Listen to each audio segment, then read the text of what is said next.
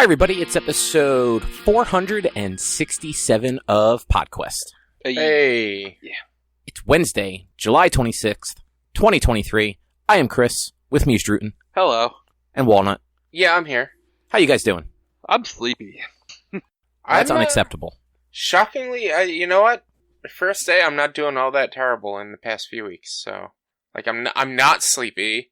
My acid reflux isn't killing me as much. Only my stomach hurts because I got fucking glutened again by another fucking taco place in 2 weeks. But I decided to continue eating that food, so it's half on me. Just because I'm over it. But yeah, not too bad. Not too bad, actually, for the first time in a while. Sounds like maybe you shouldn't be getting tacos anymore. But see, that's the thing. Tacos are like the best thing to get. Especially... Make your own tacos. I mean, I could do that, but... It's weird, but if you're trying to eat healthy, with the exception of maybe Taco Bell, street tacos are honestly probably some of the cleaner things to eat if you're going to order out. Because it's meat, veggies, and barely any carbs. I mean, you're on the shell, but, you got the shell, but it's still, not that bad on carbs. Especially if you get a corn tortilla. I mean, you're not wrong, but I was giving you a hard time. I know. I had a burrito bowl yesterday. It was quite good. Nice. The only burrito bowls I get are Chipotle, and they're fine. No, this was like a Mexican place up in Fishtown. Oh, nice. Yeah, it was good. Pork carnitas, roasted corn, rice, beans. Nice. Yeah, would eat again. Yeah, they're cool because they have vegetarian and vegan options too. So Erica can get stuff that she normally can't. Like they do a vegan chorizo chimichanga. Oh, nice. And most places don't even do a vegan chimichanga anything. Mm-hmm. So she had never had one of those before the first time we went to this place. Nice. Yeah. I might try sometime the weekend of my birthday to go back out to Mission Taqueria in the city because that place is great and everything they have there is gluten free, which is excellent for you. Yeah, even desserts, which is great. And they have decent amount of vegetarian options as well. So maybe depending, because I think my mom's, anyone who doesn't know, my birthday's on Thursday. My mom's birthday is Sunday. So it's always a big issue because her birthday's 3 days after mine. It's always a big issue what we're going to do for whoever's birthday and blah, blah, blah.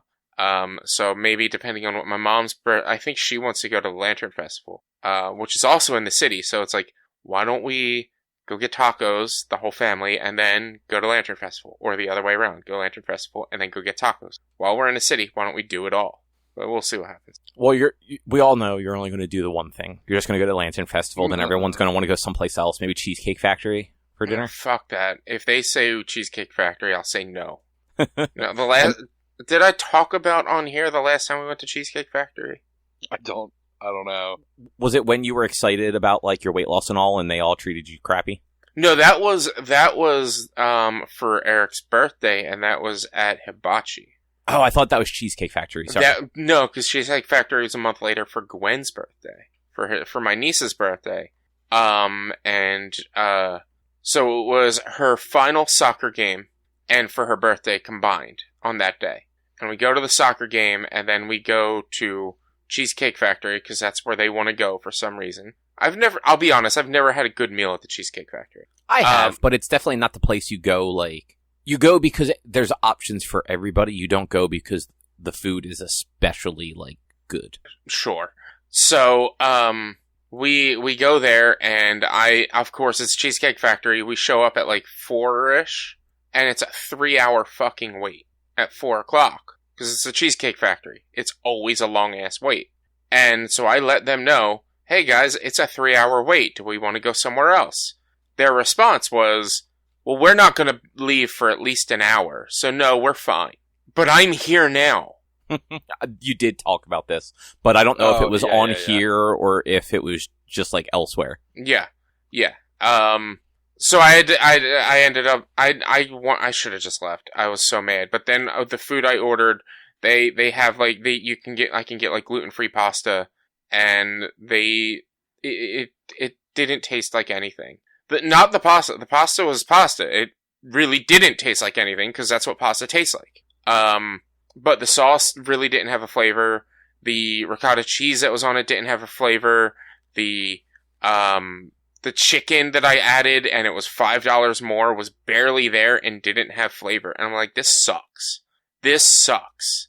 This is the worst meal I've ever had in my life. And I honestly, if anybody offers Cheesecake Factory, I'll say, no, I'm good. I refuse to go. Oh, see, I was going to invite you next weekend if you want to go to Cheesecake Factory. Of course you would. No, I mean, we haven't been. I don't think we've been to Cheesecake Factory since maybe before the pandemic. Mm-hmm. We stopped generally going any place that was like chains. Like for not like because like fuck chains. Just we have enough good places to eat around us that like they just never pop up when we're talking about where we want to get food from. Yeah. I mean, chains are easier for like the kids and stuff because you know what the kids are going to want, and all the chains are the same, so you can always find a Cheesecake Factory wherever you are. Exactly. But when you're a bunch of fucking adults, don't go to fucking Cheesecake Factory. Don't go to a chain restaurant unless it's like a smaller chain restaurant. Like, you know, maybe try like Mod Pizza or something like that, which I've never been to. Or what's that fried chicken place that's also near Mod Pizza in that same shopping center? PDQ, yeah. Which I've also I can't eat there. I don't think they have gluten-free fried chicken. But yeah, fuck the Cheesecake Factory. Hey, their cheesecake is really good. I mean, I've only ever had one kind of cheesecake there, and it's fine. It's very rich and chocolatey. Don't you not like cheesecake, or is that your brother? No, I'm not a fan of cheesecake, no. I didn't like it beforehand, before being gluten-free, and I only get it when I go there because there's only 2 dessert options. And if you're going to Cheesecake Factory, you're getting dessert. Yeah, I do like their cheesecakes, but like I don't know that I've ever gotten just the plain cheesecake. Because who the fuck just gets plain cheesecake? Unless like that's all they have that's gluten free. Well, no. They have like one of their gluten free things. It's like a low calorie gluten free thing. Which fuck that. If you're getting cheesecake, you're getting cheesecake. Yeah. And then the other one is like their triple chocolate Godiva something or other cheesecake, which is gluten free. And it's like, I mean, it's just super rich and thick and hearty, and like it tastes like chocolate. And I guess that's like I mean, I'm not a big fan of like the consistency of cheesecake in general, but like when all I taste is chocolate, I'm like, I could have just gotten a chocolate bar and had the same experience at this point. I could have gone out, bought Godiva and been fine. I mean, like, sure, but also, where's the fun in that? This is cake made out of cheese. Where's the fun in that? $12 cheaper is the fun in that. I don't know. You gotta treat yourself. I'm treating myself to Godiva. That's already $12. Like, I'm saving half the price by just getting Godiva and not getting Godiva cheesecake. Look, man, we're gonna have to just agree that you're wrong in this case. If that's what you want. Alright, so, before we get into actual stuff. Yeah. There's something to decide on. It could have done this before the show, but decided to do it during. So did you guys see the new stuff that was announced in regards to the writer and actor strike? No. I did not. So they have released some guidelines for like content, like podcasts. Okay. And what they are kind of like asking people to do. And like what's kind of required if you are either a member of SAG or hope to one day be a member of SAG. Mm-hmm. Which that part of it does not impact us. I don't think any of us... Actually, Rich, you know what? You might be. You never know. You never know. But so they're basically, for SAG members or people that want to be members, they can't do content around content that is struck at the moment. Right. Vacated. Which is basically everything, because even old content is probably on one of the streaming platforms that is being struck against right now. Mm-hmm. True. So, for us, it's less of a, this could cause some sort of career kerfluffle later on, and more of a, it might just be the right thing to do to avoid talking about, like, shows on streaming platforms. It's right in solidarity at the moment. Exactly. Over anything else. What this means is it's going to throw a wrench in book club. Which, Drew, I'm sorry. I know how much you love movies. Oh, I know. It's so heartbreaking to not have to watch a movie. I know you've said numerous times you would like us to do 2 or 3 movies a week rather than just the one every 2 weeks. You know, that might be it. Also, Rich, as you said before we actually started recording, like, you had watched the rest of Secret Invasion. Mm-hmm. So, like, I'm of the mind that, like, maybe we try to avoid any, like, TV movie stuff for the time being. Just, like, fuck these streaming platforms that are literally trying to just rape people for, like, a day's work. No, I get it. So in place of that, I had pitched Drew on an idea for, like, at least a book club topic, that was not TV or movie related. So Rich, I'm going to pitch you on it now, and we're going to see what you think. I feel like this one might be hard for you the way the movie ones are hard for Drew, if I'm being honest. Yeah. So what I pitched to Drew was a music related one, where when it's like each person's turn, we pick an all time favorite record, and then like something newer that we like, and we'll all listen to it and like discuss them like we do for movies. I mean, that's the thing, and yeah, you're right. It's going to be harder for me. I don't listen to music that way. I listen to music. I very much enjoy music.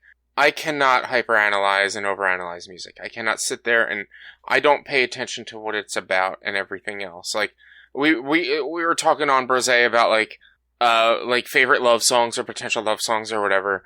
And like, I had mentioned fucking, I don't even remember the title of the song because it doesn't matter.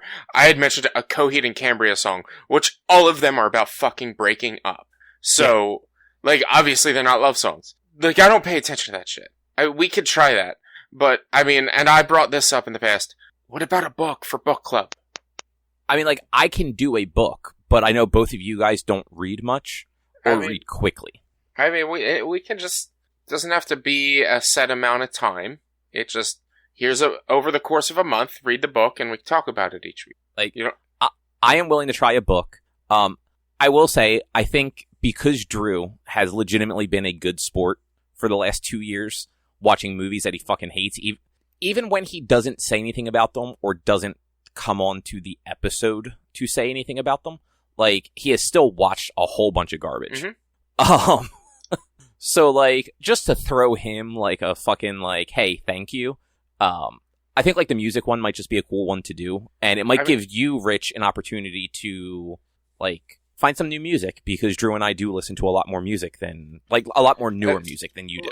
I will not turn it down. I will not say no.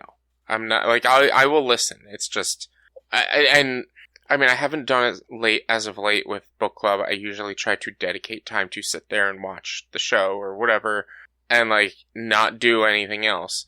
That's something I have a hard time doing when it comes to music, but I can try to do that, or I'd mostly be listening to it while I'm walking Chase, at best. But, yeah.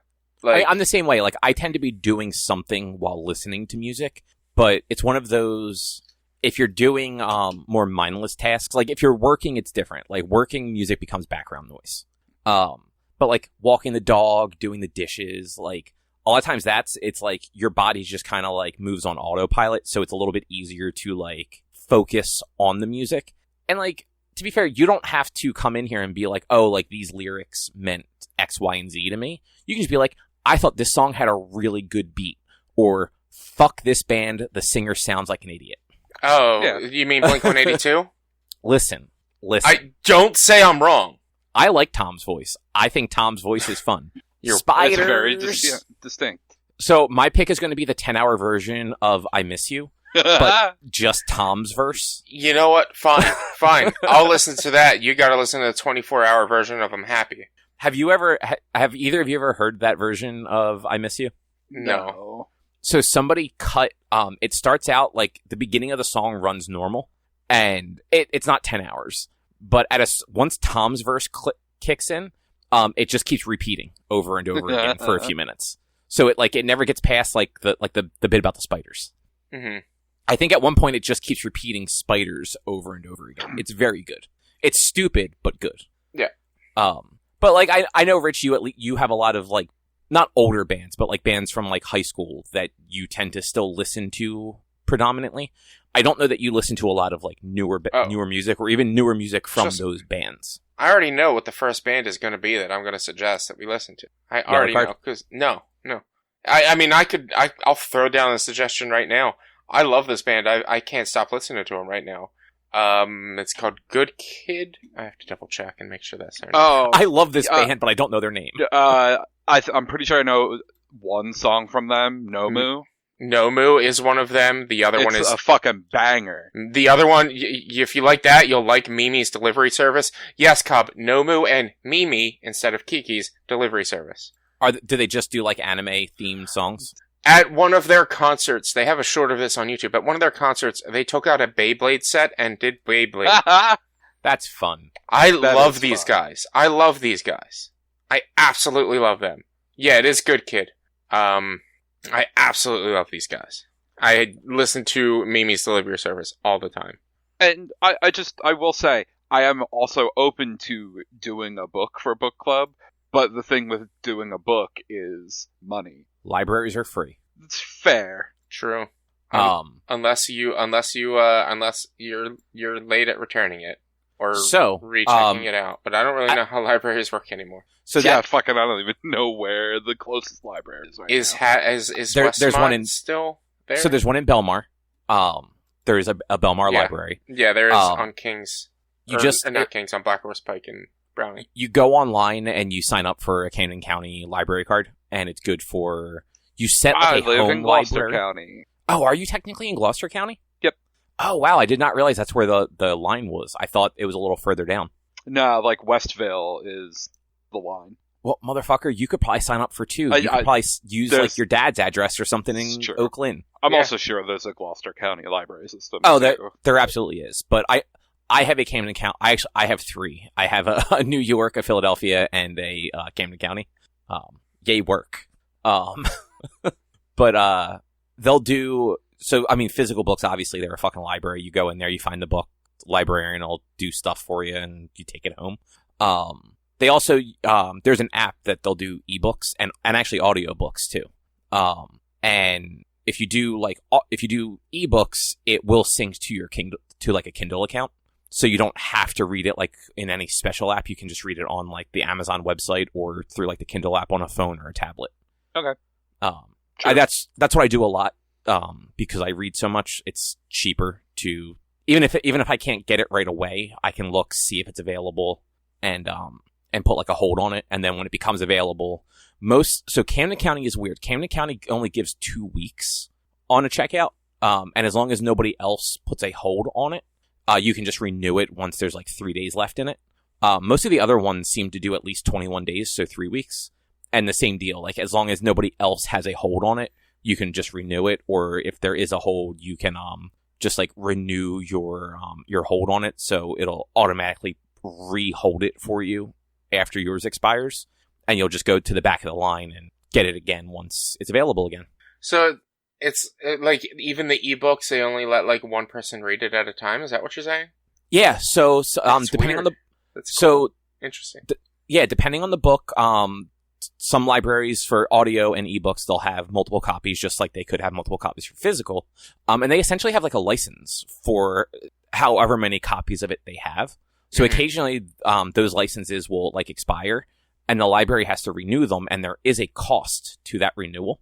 Okay. Just like them buying like the physical books, like it is much cheaper than like buying a book, but like they do have to buy them still. And when you do it through the library, even the ebooks, whether a portion of that goes to the author or not, it is still at least calculated for them as like some sort of metric, which is also good for the author compared to like just illegally downloading like a PDF of it or something. Yeah. But yeah, I'm totally down to read a book. And a lot of times like Kindle stuff goes on sale so much, like you can normally get them for under $5 depending on the book, or libraries are free. Yeah.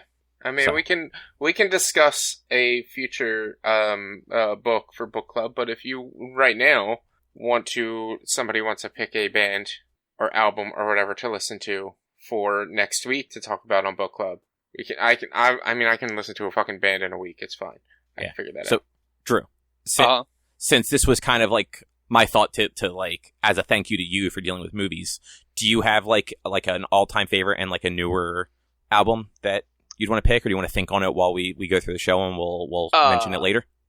I mean, all-time favorite is an easy pick. Let me think on the other one, though. Okay, that works. There are a bunch of newer bands that I could easily pick from. I mean, I guess if y'all want to, like, if either of you have a suggestion on, like, genre loosely, I could narrow things down.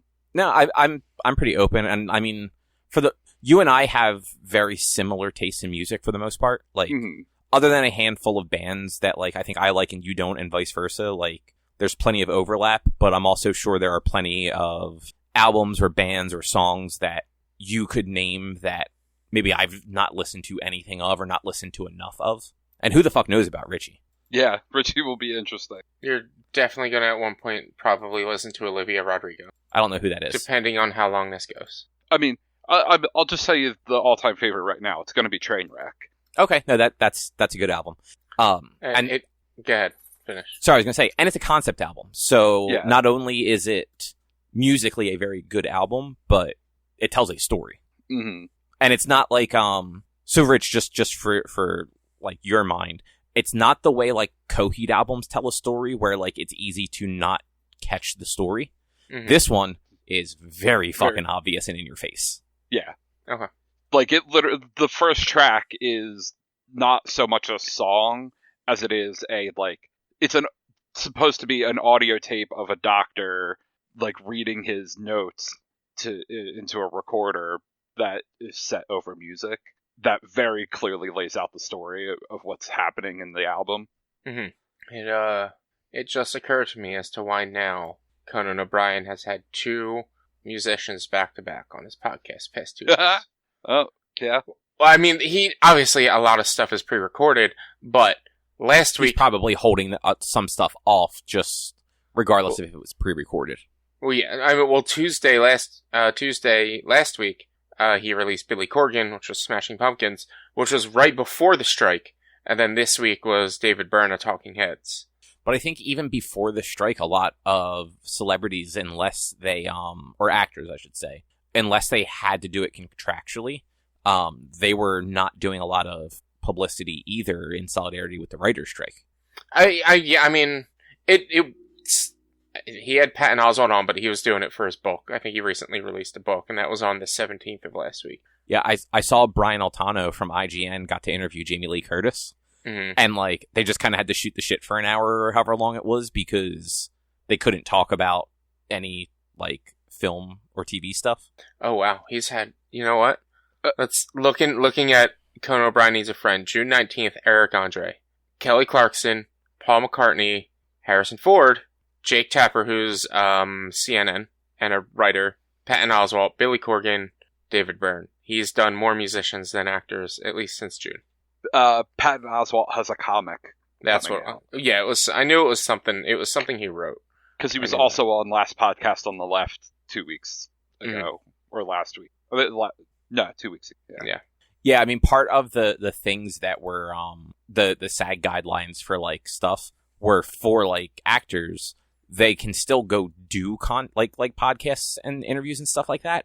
They just can't talk about current projects or previous projects that they've been involved in, unless they are not related to struck material. Yeah. So, like, if they wrote a book or whatever, like, fair game. But they can't even talk about, like, a movie from 20 years ago, technically, because odds are it's on fucking Netflix or something. Mm-hmm. But I guess, like, rolling out of that, Rich, do you want to do the agenda real quick? Yeah. So the agenda for this week is a very barren San Diego Comic-Con. Fucking, you played Final Fantasy 9? Yeah. Didn't you just start 16? Cobb played Final Fantasy 9, which I guess is a big deal. I played this game on Steam. It's free to play. It's called We Were Here. And Cobb, you went and saw a live podcast show thing. That's exactly what you have written down. You could have just said what it was. I forgot the name of the podcast while I was doing this. Wow. It was not like a me show. Okay. But I had a good time. Spoilers. Nice. Yeah, so kind of like tied to the thing we were talking about before, because of the strike, the like news that came out of San Diego Comic-Con was startlingly bare. Mm-hmm. 'Cause like normally when that stuff happens, there's, you know, like the big Marvel panels, there's a bunch of TV and movie panels where you get like the Marvel timeline for the next 12 years and all that shit. And they had none of that. Scrolling through like the everything announced article that IGN did, it's a handful of game stuff, like 2 comic book things. FLCL season 4. Yeah, I was gonna say, and a couple of like anime related things. Yeah, I think the biggest TV movie thing that they showed was Invincible. They released, and I don't know if this was announced there, or if it was just in conjunction with, but they released like a special mini episode that was the like the origin of the one character Adam Eve. Mm-hmm. And then at the end of that, and at Comic-Con, they announced the premiere for season 2 was going to be in October or November. Okay. But like otherwise, yeah, like it was like, hey, there's going to be a spinoff of this, or like, hey, like that Walking Dead spinoff with Rick and Michonne is still happening. Didn't they announce a Daryl Dixon show now too? That was announced before the original ended. Okay, I just saw like a trailer or something before. So there's 3 spin-offs of the original now, because I think Fear the Walking Dead ended, or it's ending this year or something like that. But you've got, so there's a Maggie Negan one that is already airing. Yeah. It was supposed to be a Daryl and Carol one, but the actress that played Carol decided not to do it. So now it's just Daryl. I think that if that one didn't air yet, it's probably airing soon. And then there's a Rick and Michonne one that's apparently happening eventually. Mm-hmm. And I'm just like, does anyone still watch this shit? Because other than things like this, where like it's a convention for them to talk about it, you don't hear anyone mention Walking Dead anymore. And you went to New York. It was last year that you went to New York Comic Con, right? Yeah. Do you remember what your badge was by chance? I thought I had it nearby. They were anime based, I think. Both of them. So for the last decade, New York Comic Con badges have been Walking Dead based. Okay. I want to say either last year or the year before was the first time it was not in a very long time, which just goes to show the just absolute plummet in that franchise's popularity. Mm-hmm. But yeah, like this isn't anything major. I just thought it was wild that like San Diego Comic-Con basically had no news come out of it. At least no like big news the way it normally does. Yeah. Well, like, that's the thing. It's kind of hard to have news when nothing's getting done right now. And that, it would have been hard to have news if it were just the writer's strike. Because all the Marvel stuff has been pushed back indefinitely at the moment. Because there's no writer. Like, the only Marvel thing we can look forward to at the moment is the Marvels now, since Secret Invasion is over. And I think, yeah, because there's nothing else done. There's nothing else completed, as far as I remember. I don't think there's any other shows. I don't believe so either. And the same with like any other Disney Plus stuff. Like there's nothing coming from Disney Plus. I'm sure there's nothing coming. I'm sure Netflix has a ton of shit coming. That they're probably set for a long time. Because so I don't know how much Netflix actually has done of like the shows that actually draw in subscribers. Like Stranger Things was just starting to get written. True. Cobra Kai was still in the writer's room. True. There's that show Outer Banks that is fairly popular. Mm-hmm. I don't think that one was in production for another season yet. The Witcher just released its last season. It doesn't count anything after that. Fun little fact. I believe Outer Banks chief of photography is Sam Riegel's wife, Kuyen. I can't remember her last name. Oh, that's cool. I believe, like, I remember her posting a lot about it on Instagram that she was doing stuff with that. That's cool though. Like, it is about as CW of a show. I'm sorry. It's about as WB as a show can get without being on the WB network. Yeah. But like, it's like junk food TV. Yeah. Yeah, but I'm just so used to when there is a San Diego Comic-Con, like, there's something cool that gets announced. And like, everything was either something that we already knew was happening. Like, I think they've shown like 40 minutes of fucking the Ninja Turtles movie at this point. Mm-hmm. Because they just can't do anything else. We've seen most of it yeah. Yeah. Tons of Marvel Spider-Man 2 stuff because, again, it's coming out soon and they've got nothing else. And the only real comic book thing that at least was on this article, like big comic thing, is Marvel teasing something for next year that was X-Men related. Yeah. And that's it. Like, it was just a teaser image that says, who are the new X-Men? 2024. Mm-hmm. I'm like, come on, guys. Like, at least at least try a little bit. But it did seem like some of the pictures I've seen from Comic-Con, though, it looks like it was not all that crowded compared to previous years either. Now, that could have just been like the way the pictures were taken, but I'm wondering if New York is going to be anything like that. Like, if there's not all the celebrities and panels and stuff like that, like, is it going to be the absolute shit show it always is? Mm-hmm. Because you're not going again, aren't you, Rich? I did not get tickets for it because I didn't realize they were up, and I don't really have the money to get tickets right now. I was looking at Saturday tickets. If I'm going to go, it's going to be on a Saturday, honestly. And like rebuying tickets, like even being on a wait list through Comic-Con to potentially get like tickets that are forfeit or whatever. It's like $150 for Saturday, and I'm like, that's not worth it. The only way I go is if my buddy who's going decides last minute he can't go because work has to send him somewhere or whatever again. Oh, so I mean that would work out for you then.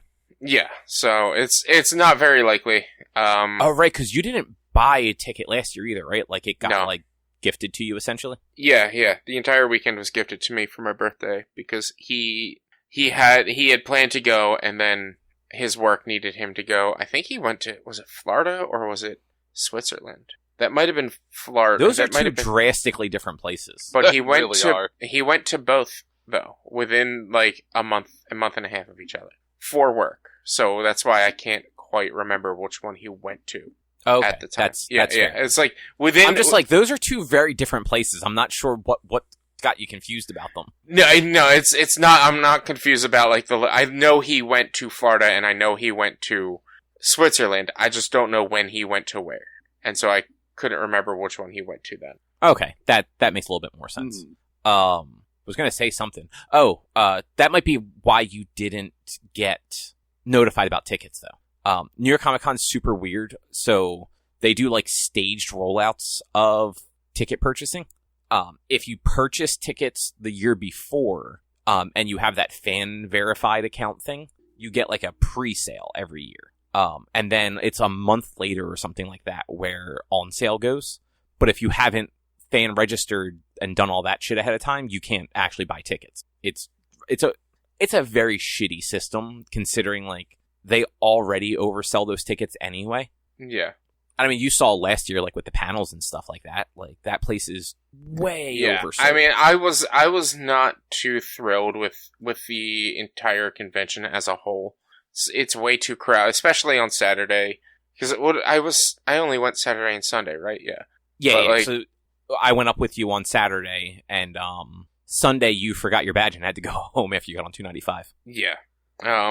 But yeah, it was like Saturday was just way too crowded. There was nowhere to relax. It was kind of. It wasn't too hot outside, but like it's like obviously there's tons to do in New York, but to wait in those lines to get back in the convention center, and again, there's just if you're not in the panel, if you're not in one of the big panels, and you don't really know what the hell else is going on, which I didn't know what the hell else was going on, and I didn't really care about any of the other panels. There's just a whole lot of nothing to do. Yeah, last year was especially bad for panels worth seeing. Yeah. Which I think is part of the reason why the big ones were just impossible to get into. And Drew, I don't know if you remember us bitching about this last year. They did like you had to go on and basically they were free, but you had to purchase a ticket to a panel for like all of the major panels. Mm-hmm. And they put them up at like 1:00 on a Thursday. Yeah. And the first time they put them up, their whole system crashed. And the second time they did it at the same time, like a week later. And it's like, nobody is, like, people fucking work. Like, why are you doing this on a fucking Thursday afternoon? Yeah, and so I didn't get to go see Bleach 2000 Year Blood War Episode 1 at Comic-Con, which was upsetting. Yeah. Normally, like, the big panels are always a pain in the ass, because even when they don't do, like, that whole thing, the lines are just obnoxious for them. Mm-hmm. But usually there's, like, a good mixture of other panels worth going to see, like, screenings for, like, other, like, smaller things, or just, like Q&As with people, but probably not going to be any Q&As this year. There's probably not going to be any Q&As this year, and last year there wasn't really a lot of screenings either, or at least the screenings were the big panel screenings. Yeah, and it was only like 2 or 3 of them. It was Chainsaw Man, Bleach. I feel like there was a My Hero something or other going on. I don't remember.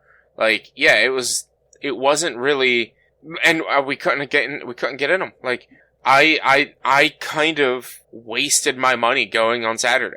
I had more fun on Sunday. Like, I did more because I was able to at least go to a panel, and I did some shopping, and then I came home. Like, I spent less time there on Sunday, I believe, but I did more on Sunday than I did Saturday. Yeah, I mean, that's why Erica usually only goes on Sunday, because it's a little less crowded, and you can generally have a better time because it's a little less crowded. Yeah. There's usually less panels, but like we were just saying, like last year the panels were shit anyway.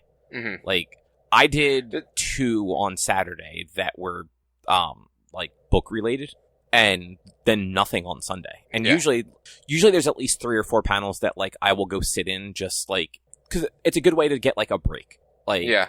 Because, like you said, there's not really a place to sit down, generally. So, like, you go to a panel, and, like, you just grab a seat, and, like, you listen to people talk about something that, like, interests you for an hour. Yeah. And then the other thing, especially when it comes to conventions, I've started loosening my need to wear a mask now. Like, it's been like maybe a month where I've started to like wear a mask less when going in places. I'll still wear it when I go food shopping, and things like that. But like, if it's a quick in and out, I probably won't put it on. I'm still for me at least, I feel I have to wear a mask at a convention because I have 2 other people who live in this house who have things they need to do, and if one of us gets COVID, we're kind of fucked for at least a month. Especially if somebody else gets COVID, and then somebody else gets COVID, and we can't really quarantine here. So do they think about that for you? No, but I think about that for me, because if somebody in this house gets COVID, even it's after I get COVID, I still can't go out until everyone's done with COVID. You're not wrong. I agree. Yeah, like, I mean, honestly, like, I don't really wear masks all that often unless it's someplace where I'm like, yeah, maybe. But, like, even all these concerts, like, I'm not wearing masks to them because it's just, it's too hot to have a mask on and too hard to breathe when you're surrounded by people. The first time I didn't wear a mask was at a Coheed and Cambria concert. And then you got sick. And then I got COVID. Yeah. But, like, New York Comic Con is one of those places where, like, I might, because... Nerds. Yeah. Yeah, pretty much. Like, the fact that, like, I go to a concert in July, everyone is drenched in sweat, and it doesn't smell half as bad as, like, a convention on the first day, is a problem. Yeah. But, what I would say, Rich, is you might have a better time at Anime NYC instead of New York Comic Con. I mean, probably would be. Because it's smaller, isn't it? So, yes and no. It's actually to the point now where it does take up the same show floor size. So, like the main expo floor is the same. But they, like, Artist Alley is not in a separate wing of the building. It's just part of that main expo floor. But, like, like, it also does panels, screenings, and stuff like that. But they do it fair. They literally have just a random lottery. Like, you go onto, like, their website or the app, and you just enter for the thing, and you can enter for, like, you and, like, one person if you want to, like, if you're there with other people. And they just do a random drawing, like, the week before the convention, and you just get an email of if you have a pass for the panel or not. So, like, in plenty of time if you can go to the panel. You have, like, a ticket for them to scan at, like, the door to it, and it doesn't cost any money, and it's fair. Mm-hmm. But, like, that convention in general, like, it's not nearly as big, like people-wise. So, like, you can actually wander around. There's stuff to see. It's a lot of the same booths and stuff that you find at New York Comic Con because they're only, like, a month apart. Yeah. And, yeah, you would actually probably have a better time at that one. And, like, tickets don't sell out in one day. Yeah. So, but I'll have to look into it and check it out. Yeah, I want to say it's, like, the middle of November this year. Like, maybe the weekend before Thanksgiving. See, and then again, that's also the whole convention so close. That's so close to friggin' PAX. Yeah. And so close to Thanksgiving. I'm more worried about PAX and not wanting to be COVID sick during PAX than fucking Thanksgiving. It's 3 weeks away. Like you can go get COVID at Anime NYC and then go to PAX and be healthy by then. But again, I could have people in my house who still have COVID during PAX. Kick them out. Good point. Good point. You make a good point. Sometimes I do. But yeah. Anyway. Eric was in San Diego during Comic-Con. Did he try to go? He didn't have time, unfortunately. He like did get into it by accident. Like he had like a few hours to wander before like getting on the plane or something, and he ended up just walking in, trying to find a booth and being like, is there any way I can get like a ticket or anything? And they're like, no, we sell out months. And he's like, look, I understand. There's nothing else. That's all. You don't need the rigmarole. You could have just said no. Because he's like, I don't know. He tried telling the story as if like he got in, but I don't think he ever actually finished it. But he did walk around a little bit of the area because he only had a few hours outside of work to be able to do stuff. And so he took a picture of, there was somewhere, because they have the new Futurama series starting on Hulu. They had a giant inflatable Planet Express building that you could actually walk through. Yeah, unless it's changed drastically since like COVID and all. Comic-Con used to basically take up that whole area of San Diego. Yeah, he said it's still like that whole area, and you don't need a ticket to get into some stuff. And yeah, like if it's not in the convention center, it's just there. Like you can do what you want. Yeah, I've known people who went to Comic-Con but didn't get tickets to Comic-Con. Yeah, and they just hung out in that shit area. To do outside of it. Yeah. But anyway, I did start playing Final Fantasy IX. I was just so disappointed with 16 that I'm like, I'm going to play a good game. I both agree and disagree on that statement. Like, no, I'm not actually disappointed in it. It's just, it's not the game I wanted to play right now. Mm-hmm. Like, I don't dislike it. I was bored with it. Like, I was not having fun, even though that, like, no part of the game was bad that I was playing. But that's the unfortunate thing, especially about that combat system in Final Fantasy 14 or 16, because of how long it is. It takes a while to get to where it's a little bit more fun. Like, I've been posting shorts like every day of like different points of me playing 16, and I'm still in like the second or third session of me playing 16 out of, at this point, 12 sessions, and like I still only have 2 icons open, and I'm like, man, some of these fights were really cool, but also like super fucking boring because all I could do is hit square. Yeah, and that sucks. And like that's the problem with 16. It's such a good combat system, but because there's no change in it with different weapons or different styles or things like that, it's all the same button combinations. I have gotten to a point in 16 where I can deal 50,000 damage during a stagger. And that's all I fucking do now, is deal 50,000 damage during a stagger. And maybe 7 out of 10 times, I kill the enemy in that 50,000 damage stagger. Which is cool. I liked the combat. The combat was probably one of the things that I actually liked about what I played of it so far. Mm-hmm. The story, I don't like the story. Like where I'm at in it, it was not good. Like I was just bored with it. And part of it was just like, it's not what I was in the mood for when, like, I don't want grimdark. And that's basically what this is. Mm-hmm. And like the characters aren't all that interesting yet. And the game is so linear. It's just walk down a hallway, enter a battle arena. Walk down a hallway, enter a battle arena. And sometimes those hallways just happen to be in forests, but they're still just hallways in a fucking forest. Mm-hmm. But yeah, so I went back and I played a better game. So I had purchased 9 whenever it came out on Switch a couple years ago, like 2 or 3 years ago, and I just had never started it. Yeah. And 9 is probably of that PlayStation trio the one I've played the least. Mm-hmm. Like I've played 7 and 8 countless times. I think I've only actually played 9 maybe like 4 times. I've never even finished 9. 9 was the only one of those 3 that I've ever beaten. So I think out of the 4 times I've played it, I think I only finished it twice.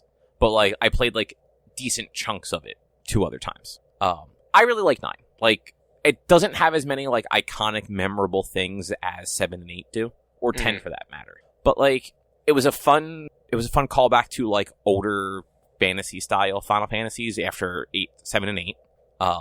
It's just, I mean, like you can't really say much about the combat. Like it's turn based. Like that's all it is. I do like the ability system a little bit in that one. Yeah. It's not my favorite, but I do like that you can kind of just swap equipment between characters as long as that character can use that equipment. And potentially like have abilities kind of swap between them, or not ability swap between them, but like different items will have multiple abilities potentially. Like I had one thing, it had both Thunder and Cure. So like Dagger wore it first and got Cure, and now I have it on Vivi and he's getting Thunder. Yeah. I mean, that's the thing I very much enjoy about 9 is it brought back the class system. I mean, it was really only 7 and 8 that didn't really have a class system. And then 9, like, each character had their own specific classes and whatnot. And I remember, like, watching Eric play it back in the day when it came out, like, his team was drastically different than my team. Obviously, we all had Zidane, but then, like, I think I used, Quina, was her name? The big creature. I think my only difference between mine and Eric's was I used Vivian Steiner and Quina, and he might have used, the actual girl, the main girl, or Dagger, Garnet. Yeah, I think he used, or, I don't know, I can't remember. Well, she was a summoner and a healer, so she was a good one to have. Yeah. But, like, it brought back the class system, and it brought back, like, not everyone can do everything, and so that's, like, the little bit of the strategy that you have to put into thinking about the games, of what abilities are you going to want, and things like that. And I really enjoyed 9. It was my favorite Final Fantasy. Yeah, like, 9 is real, like, it has a very good story. It's slow. I feel like it's slower than 7 and 8 in a lot of ways, but you get more time with the characters with the way that they introduce them and like force your party, especially early on. And plus it does that active time moment or whatever they call it in that one, where sporadically through the game you'll get like the little alert and you hit the select button or the minus button, and it gives you an option of like a couple different scenes to see. And it's usually what characters are doing when they're not with you. Yeah. Which, like, I've always thought that was interesting. I will say the Switch version, decent, like, features in it, but boy, does it run like shit. Like, the loading time for, like, entering a battle is staggering. Like, it's at least, like, 10 seconds. And not every time. Like, it's almost like this game just doesn't know what to do. Because 7 and 8 did not play like that. Like, everything was very, like, snappy on it. But yeah, like loading into certain screens is very, very slow. And even some of the dialogue, like, they'll say something and then, like, I have to wait a beat before I can hit, A or B to continue. So yeah, it's weirdly unoptimized. But it does also have some of, like, those, like, fun little, like, toggle things that you can do to, like some of them are for, like, assist, like, to make the game easier, and some of them are just, like, I can turn the speedway up and just zip across the map, because why do I want to go at a slow speed? So, like, a lot of times, especially when it's like an open area, I do like toggle on the high speed and the no random encounters if I'm just trying to like get to the next point. And early on I was toggling, one of the other things is, it's like battle assist or something like that, I think it's called. It gives you infinite health, but you can still die. So if you get hit for your total HP, it goes to 0, you die. 7 had a similar thing where, like, I tested it with 7 to see what would happen, and I went and fought the Midgar Serpent early on, like the first time you get over there. Thinking like, oh, I can just turn this on and my health just doesn't drop. But nope, that thing hits you for like 8,000 damage and you have like 200 at that point, and it's just an instant fucking KO. And that's what this one does too, but it gives you trance, like full trance every fight constantly. And I could not remember what trance did. So I'm like, all right, I'm going to turn trance on and I'm going to mess around with this for a minute because I don't remember how it works or what it did. And I forgot. Trance, kind of like mediocre for some of the characters. Like, what's that's their like limit break type thing, right? Yeah, and at least early on, like, VVs is cool because you get double magic. So you can cast magic twice. But, like, Zidane, however you say his name, his, at least right now, I have, like, one move. It does okay damage, but, like, it's nothing to write home about. And frankly, like, I could not play that game with that, like, assist mode turned on all the time.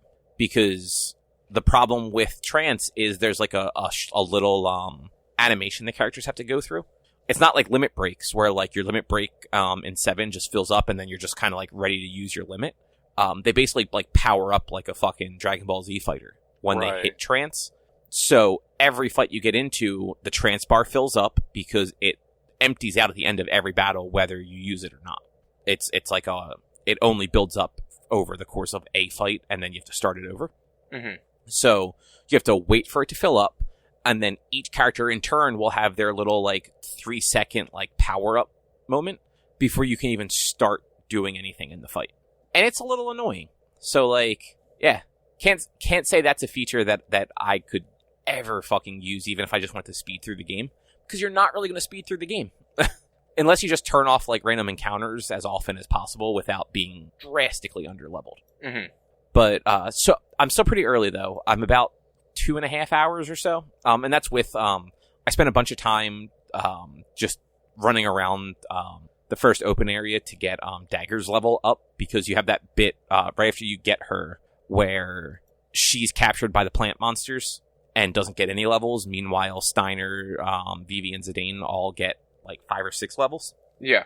So I spent like time like running around to get her level closer to theirs. But I kind of forgot like the beginning of that game, kind of fucking tragic. Like you crash your airship in the woods and then all of your friends die. Yeah. Or like seemingly die. They all turn to stone. Yeah. It's almost as sad as the twins in Final Fantasy IV. I don't have much, if any, memory of Final Fantasy IV. There's 2 like kid. They're children. You have fucking child soldiers in that game, and they're, unless I'm misremembering, they're the black mage and the white mage basically. And at a certain point, like midway through the game, they sacrifice themselves, and both turn themselves to stone to stop like the walls closing in on you or something like that. Oh right, okay, yeah. I forget the exact framing for it, but it was one of those just like, oh man, that's a fucking bummer. Mm-hmm. And plus, like, you lose your black mage and white mage. Yeah. But, you know, that game's good. I like 4. Final Fantasy 4 is probably my favorite one. I mean, like I said, 9 is my favorite out of the ones that I've, like, put enough time into play and remember, like, and beaten, basically. But there's, what was it, 3? I actually don't even think I ever beat 3. I don't like 3. I don't like 1, 2, and 3 I do not care for. 2 is fucking trash. 1 and 3 are fine. Like, yeah, like, I don't dislike 1 and 3, but, like, they're 2 that, unless I had, like, I'm gonna play all the Final Fantasies, they're not 2 that I'll go back to. Mm-hmm. Oh, yeah. But, like, I'll play 4 through 13. Yeah, 4 through 13 are good. Like, take out 11 because you can't really play that one anymore. No, or you can. shouldn't play that one anymore. I think it actually That's is fair. still live. But Rich, now that your channel is RPGs all the time, why don't you just start like go back to Final Fantasy 1 and just play through all of them? I need a break from fucking RPGs, man. Let me tell you, it's going to be... No, I saw your Twitter poll. I'm gonna create a bunch of fake accounts and make sure that it's all RPGs all the time. I mean, that doesn't mean that's what I'm going to be playing. I just wanted to see what people wanted to see. It has no change into what I'm going to be playing, or if I'm going to be playing more of them, but, like, I wanted to see what some of my potential followers were interested in seeing. So what I'm hearing is you don't care what your audience wants. No, I do care, but I need a break from RPGs. Like, it's not going to be all action. Right now, I believe what's winning is action/open world games. It's not going to be all action open world games. It's just, but I just wanted to see, like, what do people want to see more of? No, I get it. But I'm just saying, man, just play the first 13 Final Fantasy in a row. I mean, I do want to play through all the Final Fantasies, but it's been 3 RPGs in a row at this point. Yeah, right? That is true. I like this, and Final Fantasy 16 somehow is the longest one, but I just haven't had as many longer play sessions of 16. I was going to say, I don't think that it's you have the more hours into it. I think you just haven't been playing it as many hours as you did the other ones. Yeah, like the other ones I was able to stick a couple of long stream sessions into, but this one I haven't been able... I've only been able to have 1 long stream session since the game came out. Yeah, honestly, if you started playing like the old Final Fantasies, I'd probably watch. Yeah, thanks. Well, I'd probably watch the VOD because you play too late at night and I'm ready for bed. I mean, but like, I'd give you those VOD views. Just put me on while you're going to sleep. That sounds like a terrible way to go to sleep. Why? I'm not like you. I can't go to sleep with with stuff. You need noise to comfortably go to sleep, man. I wear earplugs. You're so weird.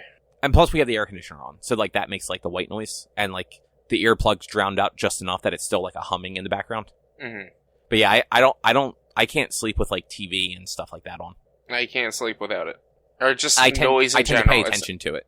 It's not like like I just need like it used to be music. I would just put music on, and it was always like more orchestral, like video game type music, stuff that doesn't have words to it that I'm not actually listening to, but just having on in the background. There was actually There was a maybe podcast. Just become okay with your own thoughts. No, that's never gonna happen. Drew, tell him that's never gonna happen. I mean, for you, yeah, no, it's never gonna happen. Yeah, no, I get that.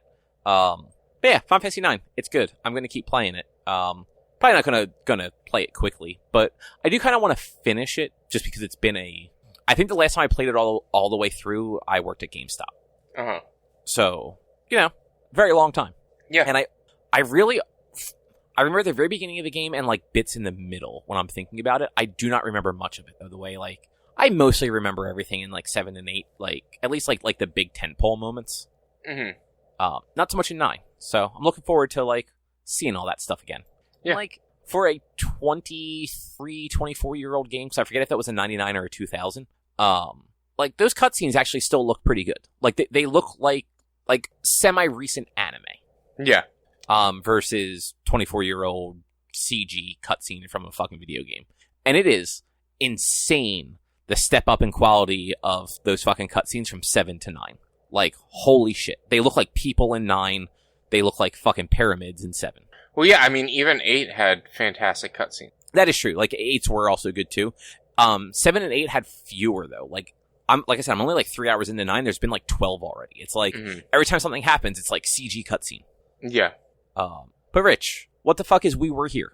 So We Were Here it's a free-to-play game. It's on Steam. It is a co-op puzzle game. It's two That's players. Weird. Hold on. It gets better. It's 2 players only. One person takes the role of the librarian. The other person takes the role of the explorer. And you get separated in a castle, basically. And the person who's a librarian is generally just in one room, or a couple of small rooms, like, in the same area, with basically the answers to the puzzles. While the person who is the explorer is encountering these puzzles and trying to figure out how to get out by conversating with the librarian. And so, like, the first puzzle is very easy. You each... once you have to pick up a walkie-talkie in the game, and once you pick up the walkie-talkie, you look on a side of the wall, and one of your, like, the explorer says, between the eyes, written on the wall, written in blood, or written in red ink, says between the eyes, and the librarian has a book that's opened up, and it says the answer lies. And so, the answer lies between the eyes. On a different wall you go, there's 2 different colored eyes, and then there's a bunch of weird symbols.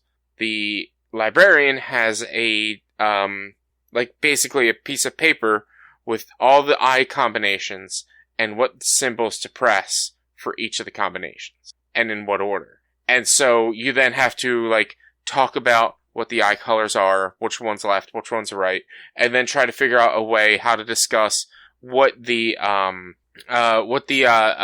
symbols look like. A lot of them look like penises. At least 3 symbols. 3 or 4 symbols. One of them is just a penis. But like at least 3. Really?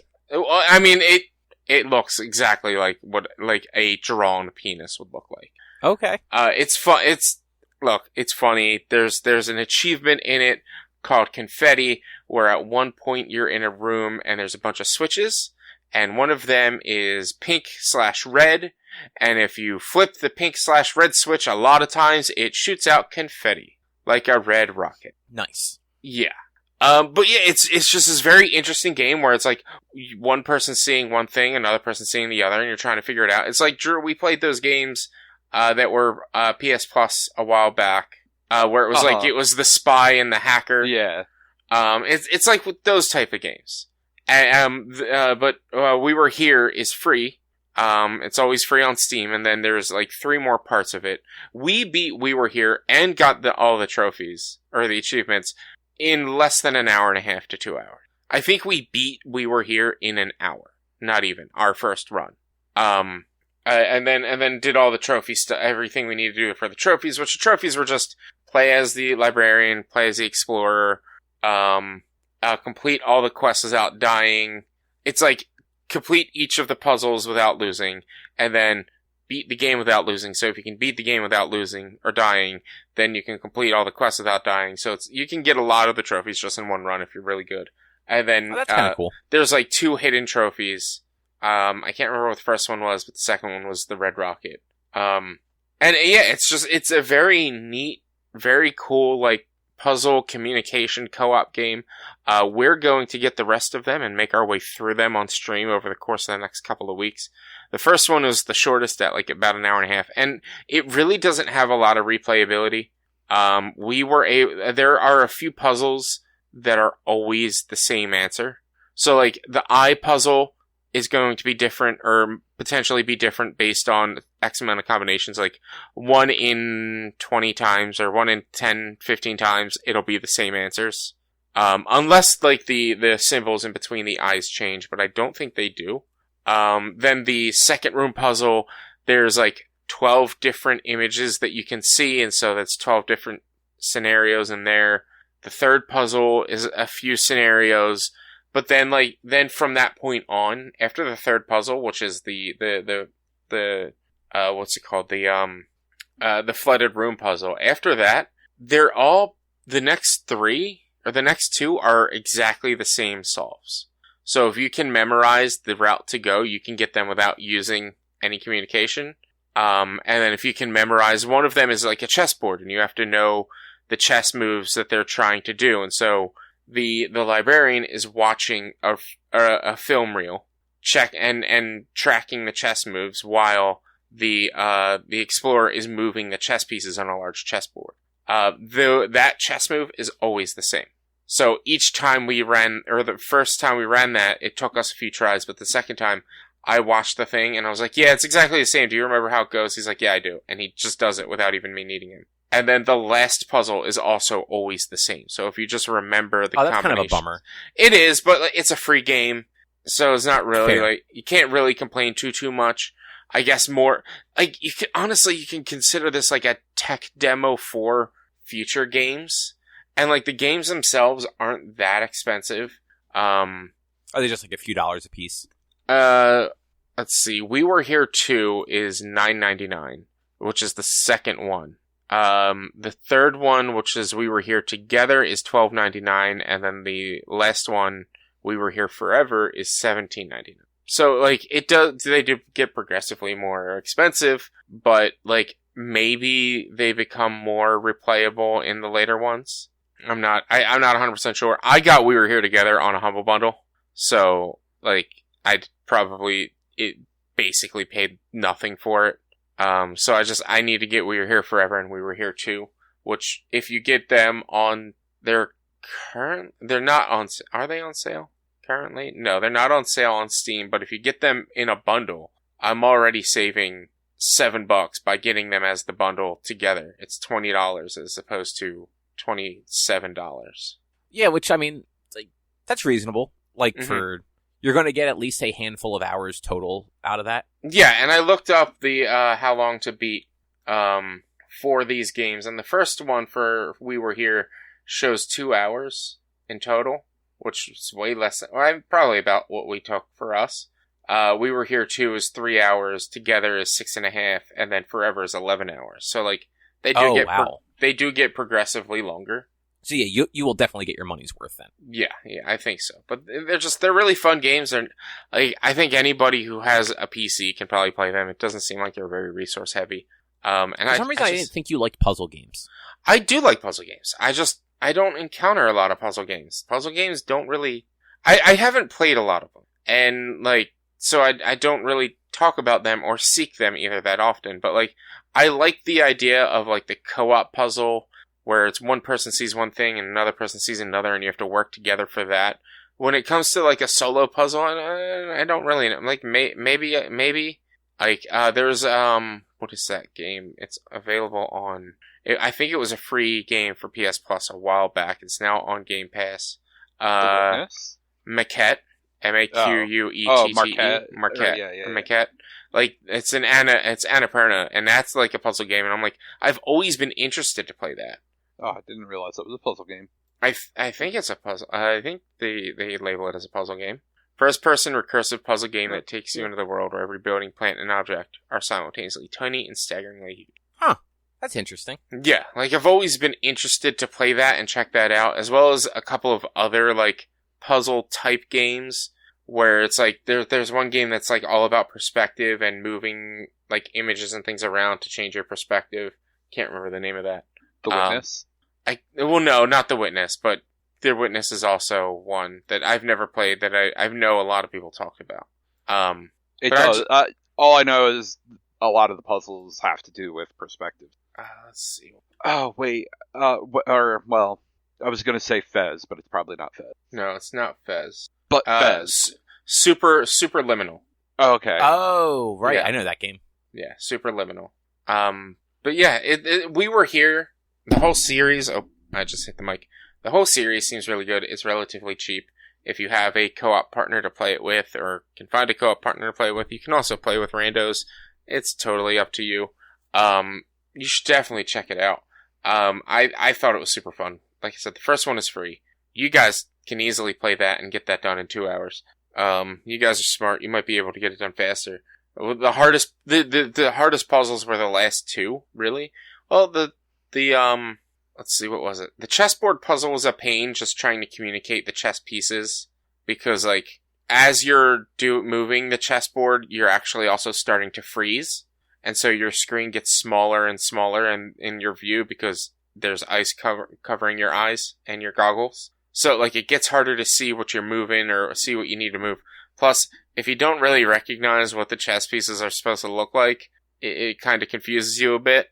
So, like, for instance, he told me that I had to move king's pawn, and I'm like white king's pawn first, and I'm like, white king is on the black space, right? And they're like, yeah, because, like, at that point, I was getting king and queen confused. So I had to make sure it was the right, because they looked kind of similar to me, or at least they just didn't look different enough. Which I feel like that sort of thing can definitely be challenging, because, like you said, if you're going off of what somebody else is describing, like, maybe what you think something looks like versus what they think something look like could just be drastically different. Yeah, so you like have to looking get at clouds. Yeah, like you have to get very particular when it comes to like different images. Like one of the images looks like it was like it was kind of like a rectangle, but it was missing the bottom level of the rectangle. And then coming out of the top corners had 3 lines each, like small lines. And then in the middle had 3 squares. And I looked at that and I'm like, oh, that looks like a house. He looked at it and he's like, it's a square face. And so we had to like, and we had to talk about it and figure out which it was. There was another one that's like, it looks like a stick. It's like, it was a stick figure. It was like a line straight up with 2 lines pointing upwards coming out, like the hands up. And then on top was a diamond. It was a square, but it was on the angle instead of on flat, with 2 triangles coming off the top, pointing with points sticking up. And he was like, so it's a stick figure cat. Like a stick figure cat. And I'm like, oh, and I explain it, and I'm like, I would have called that a flower. It's like, oh, I can see how you see that's a flower. Yeah, I feel like I would just get frustrated with a game like that. You never know. You should try it. You should try it. You guys should play it. I probably won't, but I'm glad you're having fun with it. Yeah. I mean, like I said, we completely cleared all of the achievements and everything in like 3 hours, or like in like two hours. Like we got done fast enough that like he was like, all right, I'm done for the night because this is on stream, and I'm like, okay, I don't know what to play now, and so I jumped on Sea of Thieves for a bit and just tried to do some season pass stuff, but then I was like, man, this game's not fun by myself, so I just stopped. I just ended stream at like 10. Instead of you could have 11. jumped into some Final Fantasy. I thought about it, but I didn't want to jump into Final Fantasy midway through stream just to because I'm also at a point where I stopped last in Final Fantasy. I'm going into a dungeon, So, like, I didn't want midstream to go into a dungeon as the first thing. Yeah, no, I can understand that. Yeah. You are forgiven for not just playing Final Fantasy. Trust me, I wanted to. I thought about it, but I was just like, I'm not at a point to just go. Like, I'm not at a point to switch halfway, because then, like, I'll have to, like, mark it and change it up, and then upload it differently and whatever, so that, like, it's saved properly, so that it's here with everything else, and so that I don't have to let people know, like, hey, just skip the first 2 hours, get to the Final Fantasy stuff, if you're watching this later on VOD and whatnot. So it was easier just to be like, all right, I'll stick around at something else. Well, anything else you want to say about We Were Here? No, it's if you like puzzle games and if you like co-op, you may like this game, or you may hate it. I don't think you have to play it for yourself to find out. I don't think you'll hate it. Like, I don't know what the term of that kind of co-op game is, but there are a lot of those. I've bought a good number of those, because the team that did what was that spy game, Drew? Do you remember? Oh, I do not know off the top of my head, but I'll see if I can find it real quick. Oh, that one that you guys played like a year ago or whatever, right? It's just like 2 years ago or something like that. Yeah. Operation Tango. Operation Tango. I believe I bought it on Steam. Yeah, there we go. So that team, the people who made Operation Tango, they do, which is Clever Plays, they do a bunch of games like, if I remember correctly. Or at least Operation Tango was part of a bundle. Yeah, Operation Tango was part of a bundle. Oh, that's where I got We Were Here Together in. Which also has TikTok, A Tale for Two, which is also one of those co-op puzzle games. Keep Talking, Nobody Explodes. And We Were Here Together. So, like, there's a bunch of games like that. I just don't really know what you would really... they call it asymmetrical co-op bundle, which I guess makes sense. Then there's, like... That does sort of work. It Takes Two is asymmetric co-op. I don't think you can get any more asymmetric co-op than Keep Talking and Nobody Explodes. Yeah. That is true. Yeah.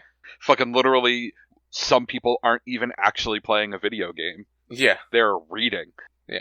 And it got to a point with We Were Here that, like, I had to run and grab my notebook, because I had to, like, for the last puzzle, you need to move things back and forth, and you get cranks, and they're not labeled. So I had to remember the labels, so I had to actually go grab my notebook and write down which each of the cranks moved, so that I could move them better without having to, like, second guess myself.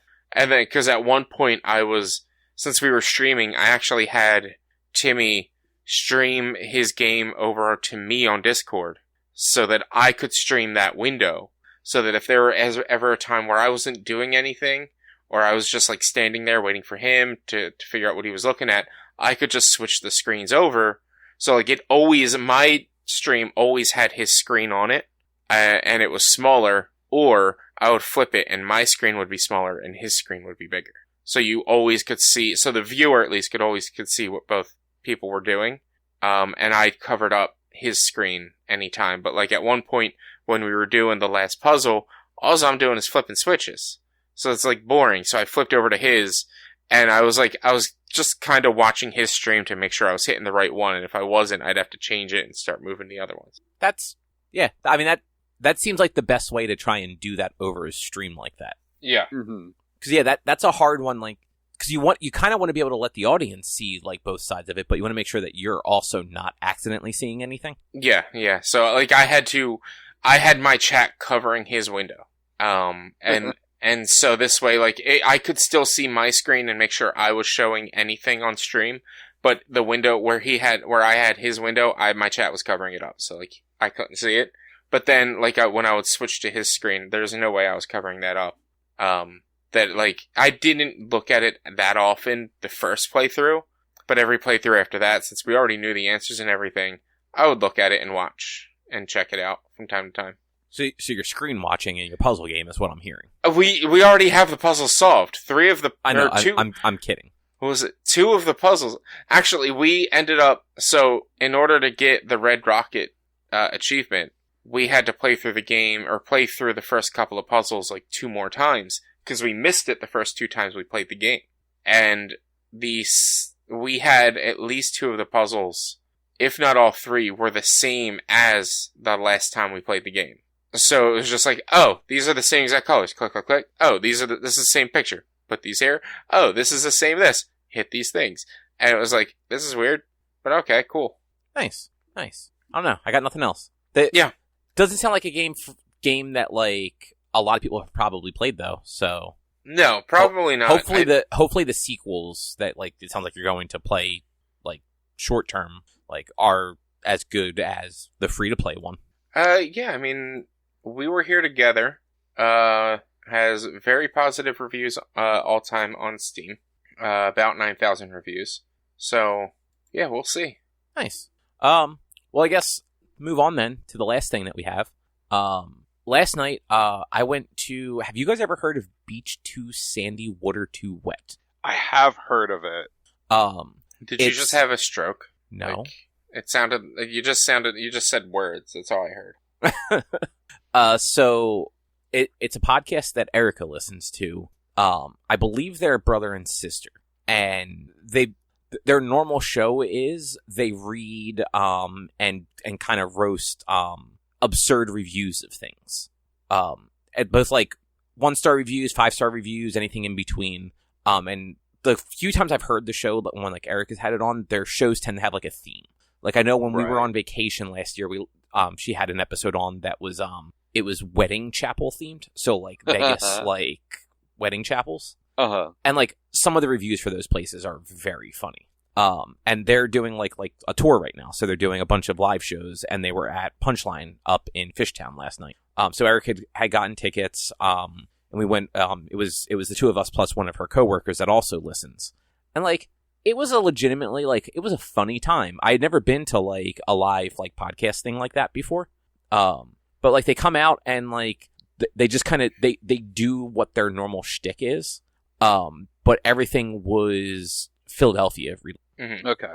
And you could tell, like, just because of some of their reactions, they did not plan, like, with each other what reviews they were going to be bringing up, or how they were going, like, in what order they were going to do them, essentially. Mm-hmm. So, like, at one point, there was, like, a stretch where they did, like, 5 different Franklin Institute reviews, like, back to back. And some of them were very, very good, and some of them were just, like, did this person actually put anything in English? There was one near the end that they read that it was about a 10-minute review. It took about 10 minutes to read it, maybe a little bit longer, of the Liberty Bell. Jeez. Yeah. Like, but the thing is, like, whoever wrote this review spent more time writing a review of visiting the Liberty Bell than it actually takes to visit the Liberty Bell. At one point, there was an entire section where he just went on this like rant about all of the other history he's interested in. And like they made a joke like during the show, like the brother was just like, is this like an alternate version of We Didn't Start the Fire? Because it kind of worked. But yeah, like at one point the person completely stopped talking about the Liberty Bell and history entirely and started like wondering like, it looked like there was a storm rolling in, and I was worried if I'd get back to my car in time before it rained, and then, like, how long would it take me to get to 95 and back home? Would I get there before it was dark? One of the lines in that whole section was literally, I wonder whatever happened to my ex-girlfriend. And yeah, it was all, some of them were, like, very long-winded like that. One of them was, like, I don't remember the name of the place, but it was, like, a random bar restaurant, where like they were people from out of town and they wanted ranch, and it took too long and they were afraid to ask again, so they left. Like one of them left, went across the street to CVS, bought a bottle of ranch dressing, and then brought it back. Yeah, just like I don't usually read reviews on things, but like after seeing that, it kind of makes me want to start, because like holy shit, like just some of the things that people like write about in these reviews are just, they're insane. And a lot of times they go off on these tangents that have nothing to do with the thing they're reviewing. Like one of the Franklin Institute ones was the person basically complaining that they couldn't find the Franklin Institute. How can you not find the Franklin Institute? Like, I mean, it's off on not a side road, but like it is on a main road. But yeah, it's right there. And it's a very large building. How do you not find it? Unless you couldn't find parking for it, which I understand that. Even parking in the Franklin Institute is a pain in the ass to get to. Yeah, you often can't park in there. Like if you're going there for like one of the thingies, half the time like they get filled up like with pre-parking. You can't even buy parking for it. Yeah. But yeah, it was hilarious. Like the person's just like, yeah, I couldn't find it, and then I was talking to somebody in the way it was worded was I was talking to somebody in the gift shop, and they're like, yeah, that's always been a problem. I used to work there, and I couldn't find the place. I'm like, what fucking gift shop were they in? Right? Did they mean the Franklin Fountain? No, they were trying to go. No, they have to have been talking about the Franklin Institute because like just because they left the comment on the Franklin Institute doesn't mean that is what they meant. But I think like the thing actually said that like I think the review actually mentioned the Franklin Institute a few times and like they were there to see an exhibit. Yeah, it's just the amount of like just crazy stuff they found for like Philly things. They had a couple for like Philadelphia traffic court. Mm-hmm. They found a 3-star review for the Philadelphia Police Department. Nice. And the review was just simply like, haven't had as many problems here as I have in other cities. But yeah, like it was a surprisingly good time. And like Drew, I think you've been to a couple of like Last Podcast on the Left or something like that, right? Yeah, Sarah and I went and saw Last Podcast last year. Yeah, like I feel like those true crime ones I would just not click with as much because I don't like them. But so Last Pod, like, it was not just here's a one true crime thing. What they did, because the three of them kind of have their little bit of niches that they really enjoy. So like Marcus, yeah, he did a true crime thing, but Henry did aliens, and then Ben had like cryptid stuff, and so it was kind of covered everything that they talk about. Okay. I mean, to be fair, like, I don't like their show all that much, so I didn't know they actually did different things, because I've only listened a couple of times, and I think the couple I've listened to were always true crime ones, so I'm like, I don't like this, I'm not going to listen anymore. I had no idea that they did, like cryptids and, like, that sort of stuff, too. I mean, they're redoing their Mothman stuff because they wanted to talk more about Mothman, and they open with how Mothman could have stopped 9/11. Okay. Or really, why didn't Mothman stop 9/11? Nice. Yeah, like Erica listens to a lot of like the true crime and like paranormal ones, and like for the most part, like none of them click with me. Like I don't dislike true crime stuff. Like I think like the documentaries and stuff are usually interesting, but like there's one podcast she listens to, and I don't know the name of it. That like I don't mind. All the rest of them like just do not click with me at all. But like this one we went to, I'm just like, oh no, like this was actually like a legitimately like pleasant time. Like it almost makes me want to listen to the show, but I have so many other podcasts that I'm just weeks behind on. I'm not going to add another podcast to that list. That's fair. But like it's definitely one of those like it's like an evergreen show. Yeah. Like, because it's just one of those, like, you can listen to it whenever. You don't have to listen to every episode. You can just look at the descriptions and be like, oh, this topic seems like it would be funny. Like, this is good background noise. Because if I zone out for something, it's not like I'm missing something important. Right. And, like, I would actually 100% go see another one of these if, like, they came around again. Because it's fucking Philadelphia. I am sure there are countless other fucking reviews they could find. Oh, for sure. And, like, because, like... They only had one for Pat's. Interesting. Yeah, there was one for Pat's. They had one other cheesesteak place. It was a lot of history stuff, like Liberty Bell, Franklin Institute, Ben Franklin's grave. So they were definitely looking at like the touristy things. Fair. But yeah, it was a good time. I am glad that I agreed to go. Yeah, that's good. But yeah, that's all I have there. Drew, did you think about the 2 albums? Okay, so like I said, for the like older classic or whatever, Trainwreck by Boys Night Out, 100%, probably my favorite album of all time. For the other one, do we want to do a ska album or a not ska? Let's do a ska album. Richie, do you have a preference? No. Okay, so then do we want? Okay, now we'll slightly narrow it down more. like kind of more traditional ska or ska punk? You know what, Rich? I'll let you pick. It's your pick, Drew. I don't want to take your pick. You pick. You're not taking my pick. You're just like it's between Catbite and Kill Lincoln at this. Either of them is fine. It really doesn't matter to me. Richie doesn't like music, is what we're thinking. No. It just I'll be 100% honest. I don't really know the difference, so it doesn't really make a difference. I like ska. It doesn't make a difference whether it's ska punk or ska.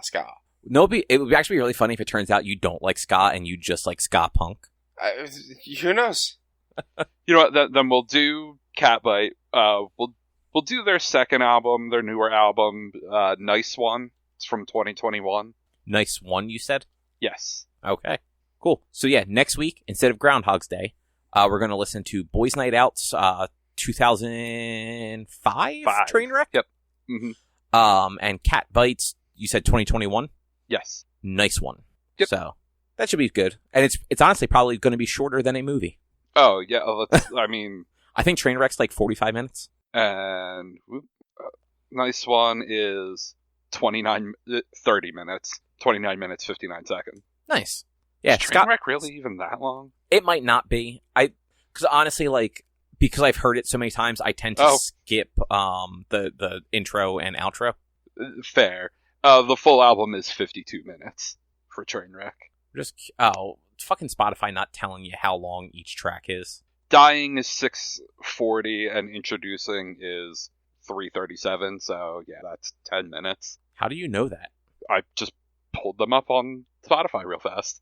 What? Spotify won't tell me how long they are. You open the song. Oh, that makes sense. So it is like 45 minutes then when you cut out the intro and the outro. Yeah. But I will actually listen to them for this one. Yeah, same. It has probably been a decade since I bothered with those. Yeah, like I have them in my liked songs, but I skip them basically every time they come up. Yeah, like they're not songs, and like you know what they're doing. You just want to get into the songs. Yeah. Anything else either you guys want to talk about? Nope. No, that's Rich? about it. All right. Well, in that case then, if you'd like to find more of our content, you can head over to www.one-quest.com.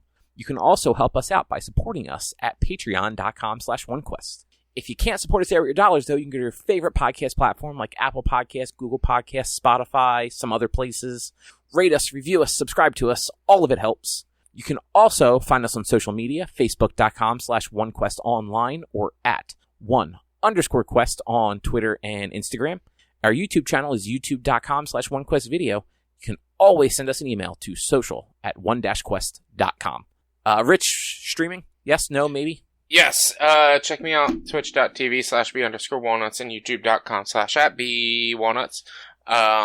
Game streaming. And you're doing a birthday stream next Thursday? Yes, my birthday is next Thursday. We will be, we are not doing Sea of Thieves because I believe Sassy is busy that day. So instead, probably around 5-ish, maybe a little bit later, depends on like what time I get home, if I'm doing dinner or anything for my birthday. But probably around 5-ish we'll start stream until ? Doing a bunch of community different stuff, maybe some Mario Kart, maybe some Fall Guys, maybe some Jackbox, maybe some Among Us, whatever we can get as many people as possible to play. Maybe some Exo Primal that I've been looking into playing because it's free to play not free to play, but it's on Game Pass, and I know a lot of people are playing it and loving the shit out of it. I was gonna say, I've heard mixed things, but like it seems like if you're looking for just a game to play with people, it might actually be good for that. I have a lot of people saying that it's very, like, they liken it to Overwatch, and like if you like Overwatch, you quite possibly might enjoy this game. Yeah, like it's got that like probably not tons of fun to play just by yourself on like by yourself like off stream, but I think like the way that you'd be playing it would probably click right. Yeah. Cool. But yeah, check those out, as well as my Let's Plays and whatnot else on YouTube and whatnot. And with that, we will be back next week with something else to talk about. Thanks for listening. Bye. See yous. Bye.